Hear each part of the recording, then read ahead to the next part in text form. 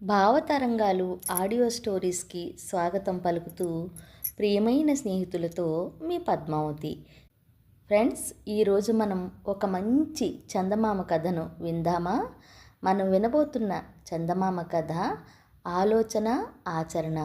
Friends, నేను వినిపించే కథ మీకు నచ్చితే లైక్ చేయండి, షేర్ చేయండి, సబ్స్క్రైబ్ చేసుకుని నా ఛానల్ను సపోర్ట్ చేయండి. మరిక కథలోకి వెళదామా?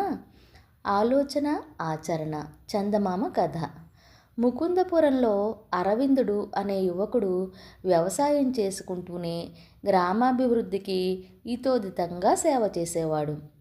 ఆ గ్రామస్తులు నిత్యము గోదావరి మధ్య ఉన్న లంకల్లో పనులకు వెళ్ళి వస్తూ ఉండేవారు. ఆ గ్రామానికి ఏటుగట్టుకు నడుమ కాలువ ఉంది.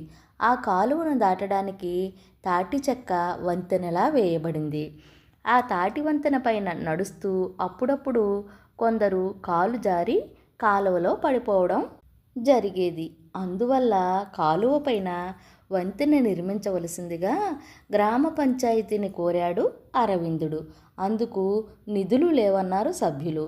పోనీ గ్రామస్తులంతా చందా వేసుకుని వంతెనను తామే నిర్మించుకుందామంటే ఎవరూ ముందుకు రాలేదు.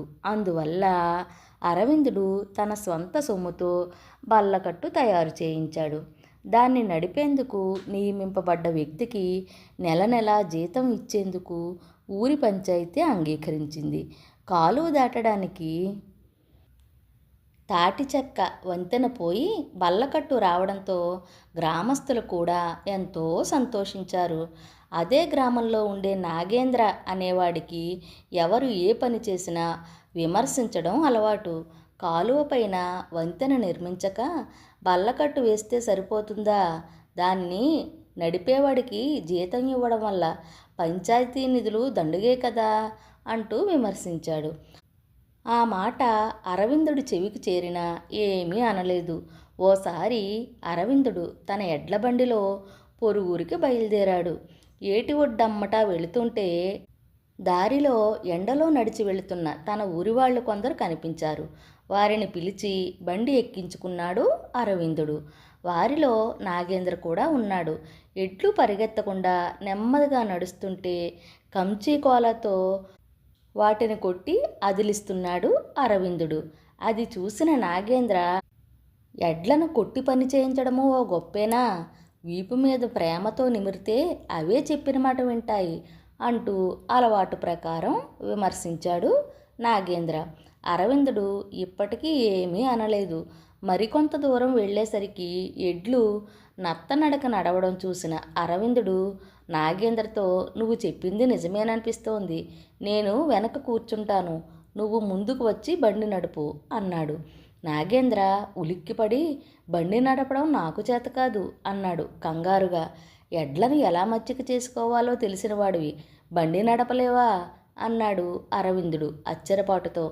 దారి తెలిసినంత మాత్రాన మోటారు శకటాన్ని నడపడం అందరికీ చేతనవుతుందా అన్నాడు నాగేంద్ర. అప్పుడు అరవిందుడు నవ్వి ఇలా అన్నాడు, ఓ మంచి పని చేయాలన్న ఆలోచన, ఎలా చేయాలన్న ఊహ అందరిలోనూ ఉంటాయి.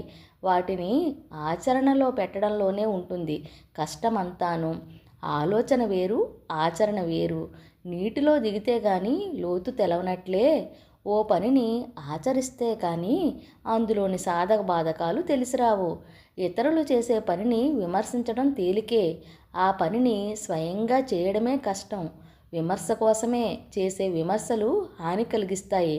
వాటి వల్ల ఓ మంచి పని చేయాలనుకునేవారు వెనక్కి తగ్గే ప్రమాదం ఉంది. అరవిందుడు తన పొరపాటును సున్నితంగా ఎత్తి చూపడంతో నాగేంద్ర తన తప్పు తెలుసుకున్నాడు.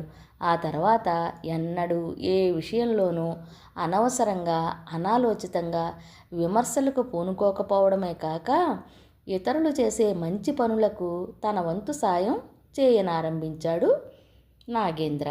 కథ చాలా బాగుంది కదా స్నేహితులు. మరి ఈ కథలో నీతేమిటో తెలుసుకుందామా? మన పెద్దవాళ్ళు ఒక సామెత చెబుతూ ఉంటారు కదా, కూసే గాడిదొచ్చి మేసే గాడిదను చెడగొడుతుందని. అలాగే కొంతమంది ఏ పనులు చేయరు, చేసేవారిని సరిగ్గా చేయనివ్వకుండా పైగా విమర్శిస్తారు. ఫ్రెండ్స్, నేను వినిపించిన కథ మీకు నచ్చితే లైక్ చేయండి, షేర్ చేయండి, సబ్స్క్రైబ్ చేసుకుని నా ఛానల్ను సపోర్ట్ చేస్తారుగా. మరెన్నో ఇలాంటి మంచి మంచి కథలను మీకు అందిస్తానని మాటిస్తూ మీ పద్మావతి. ఇక ఉంటానండి. సెలవా మరి.